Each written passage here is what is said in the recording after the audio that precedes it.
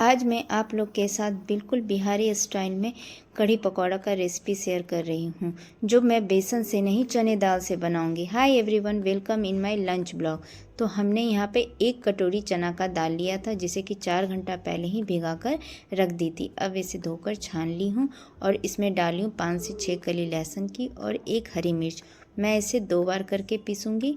तो पहले मैं कढ़ी के लिए पीस ली, जिसमें कि 2 कली लहसुन की और थोड़ी सी चना दाल डाली हूँ। इसे थोड़ी पानी डालकर और बिल्कुल बारीक से थोड़ा सा दरदरा पीसूँगी। तो हमारा यहाँ कढ़ी के लिए दाल पीस गया। अब मैं इसे पकौड़े के लिए अब मैं पीसूँगी। तो उसमें बाकी का जो भी लहसुन है और 1 हरी मिर्च सारे को डालकर पीस लूँगी। मैंने कढ़ी में ना तो हरी मिर्च डाली हूँ और बिल्कुल 2 ही लहसुन डाली थी। और यहाँ पे मुझे ज़्यादा लग रहा था दाल, तो हम यहाँ निकाल ली हूँ, पकौड़े वाले में डाली हूँ। यहाँ पे देखिए थोड़ा सा दरदरा, मतलब हल्का दरदरा ही दाल को पीसिएगा तो पकौड़ा बहुत ही अच्छा बन के आएगा। तो यहाँ पे मैं कढ़ी के लिए और पकौड़े के लिए अलग अलग दाल कर ली हूँ। फिर हम इसमें डालेंगे दही। दही की जो भी पानी थी मैंने इसमें डाल दी हूँ। और अगर आप मतलब एक कटोरी अगर दाल लीजिएगा तो 4 कटोरी दही पड़ेगी। मतलब 1 चम्मच पे 4 चम्मच दही, 1 चम्मच दाल की तो 4 चम्मच दही की। आप इसी तरह से क्वांटिटी आप अपना मेज़र कर लीजिएगा। तो यहाँ पे दाल बिल्कुल थोड़ा पड़ेगा। मैंने यहाँ पे 2 चम्मच ली थी, तो हमने यहाँ पे 8 चम्मच दही का लिया है। तो हम यहाँ पे 3 लोगों के लिए बना रही हूँ। तो इसमें बेसिक मसाले ऐड करेंगे। हल्दी, हाफ़ टी स्पून काली मिर्च और हाफ़ 1/4 टीस्पून जीरा पाउडर। तो इसे बहुत ही अच्छे से विस्क करेंगे, बिल्कुल अच्छे से मिक्स कर लेंगे। और थोड़ी थोड़ी दही डाल के इसी तरह हम बिल्कुल अच्छे से फेंट लेंगे। अगर आप चाहें तो मिक्सी के जार में भी डालकर फेंट सकते हैं, लेकिन मैं यहाँ विक्सर से ही अच्छे से फेंट लूँगी। आपको यहाँ पे हल्दी लग रहा होगा कम है, लेकिन आप हल्दी देखकर ही डालिएगा, क्योंकि ये पकने के बाद उसका कलर आ जाता। फिर हमने यहाँ पे स्वाद अनुसार मैं यहाँ पे 1.5 चम्मच नमक डाली थी, और अपने स्वाद अनुसार देख लीजिएगा। फिर हम इसे अच्छे से मिक्स कर लेंगे और फिर हम यहाँ पे चढ़ाएंगे कढ़ाई।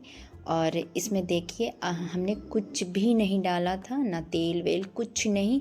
और हम इसे डायरेक्ट कढ़ाई में डाल देंगे और फिर उसी तरह हिलाते रहेंगे। बिल्कुल हाई फ्लेम पे ये सारा काम हम करेंगे, नहीं तो फिर बिल्कुल हाई फ्लेम पे ही हम ये सारे काम को करेंगे। और फिर हम जितना मेरा दाल और दही था उससे हमने डबल पानी डाल दिया है, क्योंकि ये जैसे जैसे पकते जाएगा और वो गाढ़ा होते जाएगा। और जब तक कि ये उबाल ना आ जाए आप इसी तरह से इसे हिलाते रहिएगा, नहीं तो दही फटने का डर रहता है। कढ़ी में सबसे टेक्निक मतलब टिप्स एक यही है कि आप कढ़ी को बिल्कुल छोड़े ना, उसे चलाते रहें जब तक कि उबाल ना आ जाता है। अब यहाँ पे उबाल आ गया था और आपने देखा भी कितना अच्छा कलर कढ़ी में आ गई है। तो अब हम यहाँ पे पकौड़े की तैयारी करेंगे फटाफट। तो हमने दाल पहले ही पीस लिया था, उसमें लहसुन और हरी मिर्च तो पीस लिया था उसी में। अब इसमें हम बेसिक मसाले डालेंगे, जैसे कि हल्दी और हाफ़ टी स्पून जीरा पाउडर और 1/4 टीस्पून काली मिर्च की। और इसे भी बहुत ही अच्छे से हम इतने अच्छे से इसे हम फेंटेंगे कि बिल्कुल दाल फुलकर डबल हो जाएगा। आप देखिए मैं जैसे जैसे फेंटते जाऊंगी, देखिए दाल एकदम फूल गया है। और इसे चेक करने का, एक कटोरी में पानी लेंगे और इस तरह से दाल को डालेंगे तो वो दाल ऊपर ही फ्लोट करने लगेगा। तो हम समझ जाएंगे मेरा दाल फिट कर तैयार हो गया है। तो फिर इसी तरह हम पैन में एक तेल को पूरा हाई फ्लेम पे गरम कर लिए हैं, और फिर हाई फ्लेम पे ही हम पकौड़े डालते जाएंगे। और तब आप इसको मीडियम फ्लेम पे कीजिएगा, नहीं तो फिर पकौड़े फूलेंगे नहीं। तो देखिए कैसे मैं डालते जा रही हूँ और पकौड़े फूल के डबल होते जा रहे हैं। और आप यकीन नहीं कीजिएगा कि बेसन के पकौड़े ऐसे फूलते हैं, और यहाँ मेरे चने दाल के मैं ऐसे पकौड़े बना रही हूँ कि बिल्कुल लगेगा कि जैसे कि बेसन का है। इतना दाल की वो भी दरदरी दाल की इतने अच्छे पकौड़े, इतना फूलना बहुत। आप एक बार इसी तरह से ट्राई कीजिए और फिर मुझे यहीं पे आके कमेंट कीजिए कि हाँ, चने दाल की कढ़ी अच्छी लगी या फिर बेसन की, जो कि आप पहले से बना रहे हैं। तो आप एक बार तो इसे ट्राई कर कर बनता ही है, और आप यहीं पे आके मुझे कमेंट कीजिएगा। जो भी रहे, अच्छा है तो अच्छा, और नहीं अच्छा लगे तो भी आप कमेंट कर सकते हैं। फिर अगर कुछ टिप्स है तो मुझे बता सकते हैं। तो मैंने दिखाया कितना एकदम स्पॉन्जी हमारा पकौड़ा बन के रेडी हुआ है। और देखिए कितना जाली है पकौड़े को, मैं तोड़ के आपको दिखा रही हूँ कितना अंदर में जाली बना है, एकदम अंदर से फ्लपी है। और दूसरा बैच भी हम इसी तरह बना के और सारी पकौड़े को कढ़ी में डाल दी हूँ। और अब मैं इसे 10 मिनट तक इसी तरह धीमी आंच पे छोड़ देंगे कि सारा पकौड़े एब्जॉर्ब हो जाएगा। और हम साथ में इधर बना रहे हैं जीरा राइस। तो हमने मैंने कुकर चढ़ा दिया था और उसमें बिना ही कुछ डाले जीरा डाल दूँगी। जीरा हल्का सा रोस्ट हो जाएगा तो फिर हम बिल्कुल हाफ़ टी स्पून घी डालेंगे कि बस हल्का सा फ्लेवर के लिए।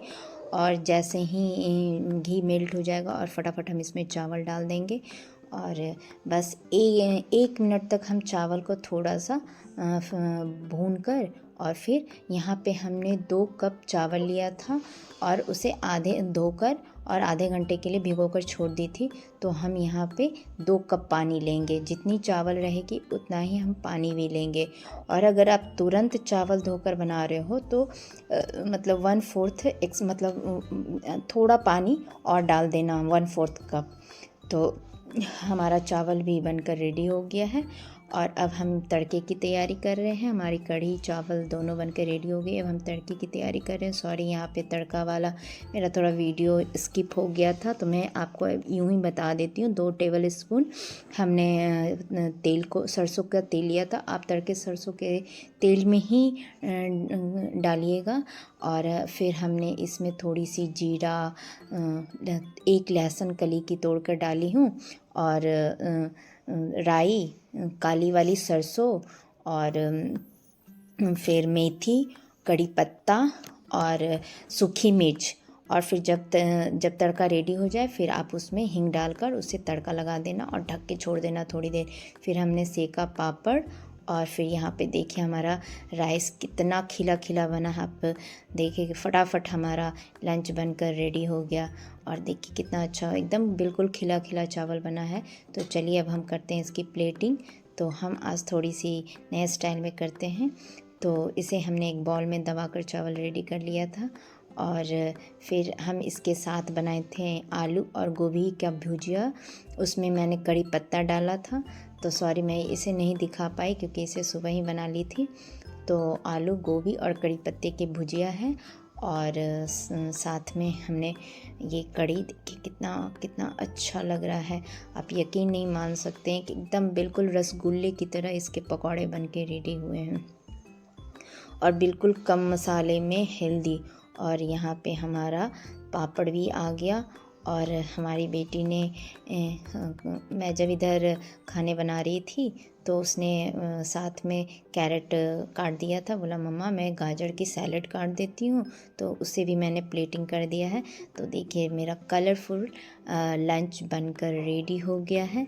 तो इसी तरह के रेसिपी देखने के लिए आप मुझे लाइक एंड सब्सक्राइब कीजिए। और किसी तरह का भी कुछ कमेंट हो तो please comment on me. Bye.